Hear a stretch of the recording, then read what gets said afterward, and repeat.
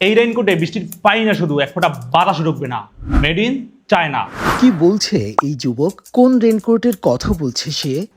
এটা রাবারের raincoat, 100% waterproof, এমনকি কোনো সেলাইও নেই। আর শরীরের গরম কম রাখতে আছে স্মার্ট ভেন্টিলেশন, কোট আর প্যান্ট দুটোতেই।